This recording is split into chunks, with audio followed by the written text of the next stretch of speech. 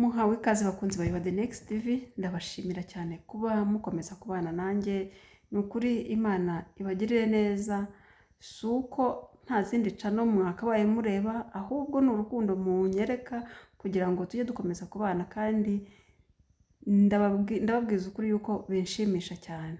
Ni ukuri mukomeze mukore subscribe, abatarayikora namwe abayikoze mukomeze murebe ibiganiro, kandi mukora like na share na comment, kuko byo bihoraho, ni ibintu ugomba kuboneka buri munsi. Ni ukuvuga ngo iyo urebye ikiganiro ntukore like ntushyireho comment, ntabwo mba menye ngo ejo nzakosora iki, ese ndongeramo iki, ese ndareka iki, kuko wenda mu byo mvuga hashobora kuzamo amakosa, ariko umbwiye ngo aha wakosheje, aha byagenze gutya, nshobora kugira icyo mpinduraho. Ariko wicecekeye ukigendera, ntabwo namenya ngo habaye iki, ntabwo namenya ngo ndakosora iki, ntabwo namenya ngo ndongeramo iki. Ubwo rero ugiye umpa comment ukarayikinga mu gihe ikiganiro wumvishe hari icyo ukuyemo, ubwo byaba binyereka uko nakomeza, icyo nakongeramo n'icyo nahindura. Murakoze cyane, tubane kubwo kwibukiranya amateka n'ubuzima twaciyemo. Uyu munsi rero nazanye urutonde rw'amavuta twakoreshaga, ngira ngo tuyibukiranye, muze namwe kunyandikira muri comment mumbwire uti aya twarayakoresheje, aya ntitwayakoresheje. Ubwo rero turakomeza tuganire, kandi nzi neza yuko turi bugubwe neza twese. Uyu munsi nazanye urutonde rw'amavuta agizwe na Zoe. Zoe yari amavuta yabaga mu gacupa k'ubururu, ariko amavuta akabamo ari umweru. Ubwo rero umuntu wayisize yari amavuta meza, ahumura cyane, yarahumuraga ukagira ngo biteye parufe, kandi ntayo ari amavuta. Nakubaza ngo ayo mavuta yagiye hehe, byagenze bite? Noneho hakaza andi mavuta yitwa NF. NF twari utuvuta twiza cyane, njye nitwo nisigaga. Twari utuvuta tw'umweru tuba mu icupa ry'umweru, gafiteho umufuniko umeze nk'akabiye hejuru. Ayo mavuta yari meza cyane, yari meza ku buryo nibaza ngo ayo mavuta yagiye hehe. Hakaza amavuta yitwa Courage. Courage yari amavuta nayo meza, wenda kuba yisigaga, yari amavuta ya pinki, akabaho umukobwa w'ibisatsi byinshi cyane, mbese bya bindi bikurura abakiriya. Hari umukobwa mwiza cyane w'ikizungerezi, akabiroza. Noneho wayisiga ukoresha n'isabune yitwa Geisha, bikaba ibitangaza, bikaba umukobwa mwiza nawe nk'uwo nguwo. Hakaza andi mavuta yitwaga Miss Caroline. Miss Caroline yari amavuta y'abasirimu, nabonaga ari abana b'i Kigali bayisigaga. Twebwe bavaga mu Masaka mu mibyuko, ntabwo twabaga tuzi za Miss Caroline, twisigaga izo za NF na za Courage, kuko niyo twabonaga hafi mu mabotike y'iwacu. Ubwo rero hakaza andi mavuta yo nabonaga yisigwa n'abantu bakuru, ukabona barisiga amavuta yitwa Claire Tibe. Ukabona abantu bakuru, umuntu mukuru aratwisiga, ukabona mu isakoshi y'umuntu mukuru harimo ka Claire Tibe. Nkibaza se kameze gute? Noneho rimwe nigeze nkisiga nk'abantu mwe, natutubikanye nk'uwikoreye umucanga. Naratutubikanye burinda bwira, ndakaraba ndongera ndatutubikana. Ayo mavuta ntiyari asanzwe, ariko wabonaga ari amavuta y'abantu b'abasirimu bakuru. Hakaza andi mavuta yitwaga Diahati. Diahati yari amavuta y'iroza, aba mu icupa ry'iroza. Ugasanga rero ni amavuta meza cyane, meza narayisize nayo, kuko icyo gihe ntabwo wagiraga amahitamo yo kuvuga ngo urisiga aya ngaya ngo urayagumaho. Oya, wajyaga muri buri mavuta, ayo uhuye nayo wisiga, iryo ubonye wisiga, apfa kuba hari amavuta wowe warisigaga. Noneho hakaza andi mavuta yitwaga Kokobata. Hari Kokobata, Kokobata yabaga iriho umukobwa ufite indabo nyinshi, ukabona mbese wagira ngo ni nka Eva muri Edeni. Ayo mavuta ntabwo nayisize, ariko narayabonaga muri bagenzi banjye, nkabona niyo mavuta bahisemo meza. Ayo mavuta nayo sinzi niba kibaho, ariko ndakeka ko akiriho. Hakaza andi mavuta yitwaga Edeni yari amavuta aba mu gicupa kirekire y'umweru, ukabona rero abantu bayisiga nabo ni abasirimu, ni abantu bakomeye muri icyo gihe cyo hambere, ukabona ni abantu basa neza, kandi icyo gihe ni ukuri kubera kudahitamo amavuta menshi, ayo wahuraga nayo yose warisigaga. Ubwo hakaza andi mavuta yitwaga Revro, abantu bayisize namwe ndabaramukije. Umuntu wese aya mavuta ndi buvuge akaba yarayisize azabinyandikira muri komenti, azanyandikire muri komenti ambwira ati aya mavuta aracyabaho cyangwa ntakibaho, kugira ngo dukomeze tuganire twibukiranya ibyo bihe. Hakaza andi mavuta yitwaga Clear Touch yari amavuta nayo yari ay'igiciro cyinshi, yari ahenze icyo gihe, yo yari ahenze, yari ay'abantu bakomeye, ukabona kandi yanahumuraga neza, wanisiga ukumva ni amavuta meza. Ayo mavuta nayo sinyabona, sinzi niba kibaho. Hakaza andi mavuta yitwaga MGC yo nayo yari amavuta y'abantu b'abasirimu cyane, ukibaza wayisiga ugasanga urakomeye. Byari igihe bigeze bayangurira nyajyana ku ishuri, ariko sinayararanye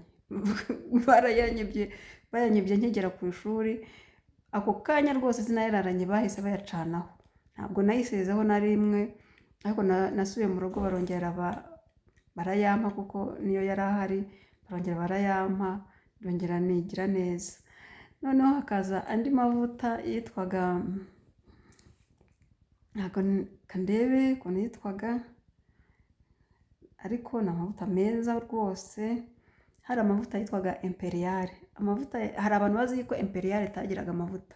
Imperial hari amavuta yayo yabaga mu mukebe, umukebe wayo wasaga umutuku nyine nk'uko iriya sabune yayo iba imeze, yari umutuku byanditseho kuriya, ariko aba mu gakebe.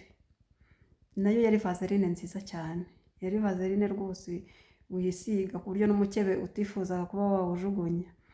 Noneho hakaza andi maglycerine yabagaho rero. Sasa amaglycerine nayo wakwibaza ngo yagiye he? Hari utuglycerine tw'umutuku, ariko abantu b'abasirimu ntabwo bakundaga kudukoresha. Ubwo nyine n'abasirimu b'icyo gihe ugasanga akaglycerine k'umutuku ntabwo bakunze kugakoresha cyane, kereka wenda nk'umuntu wisigaga nka koleje niwe washoboraga kuba yafata iyo glycerine akabivanga, kubera ko n'undi yabaga isa n'amavuta.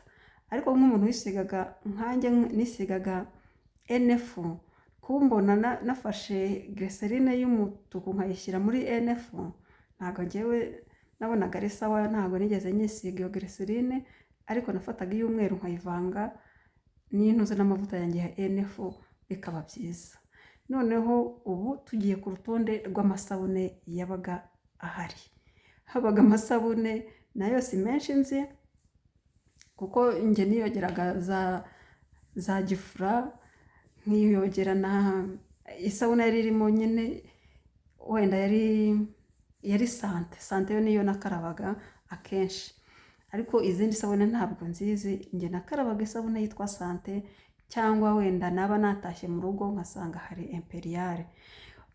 Ariko abandi bantu bogaga izo sabune mvuze za Imperial barazogaga, bakoga sante, bakoga indi sabune yitwaga Geisha barayogaga cyane, ugasanga umuntu yakuyemo nk'uducimbu tune, arakaraba, kashira akagenda agafata kandi, kuko cyabaga ari igisabune kinini cyane. Niba aricyo bitaga na Nina, ariko umenya Nina yari ukwayo na Geisha ikaba ukwayo, ariko byarasaga. Ubwo ubyibuka neza azabinshyire muri komenti kugira ngo mbashe kubyibuka, kuko ntabwo mbyibuka, ko ntabwo ari ibintu nakoresheje. Hakabaho indi sabune yitwaga Protex yari isabune ifite isabune y'umukara, hakabaho n'iy'umweru.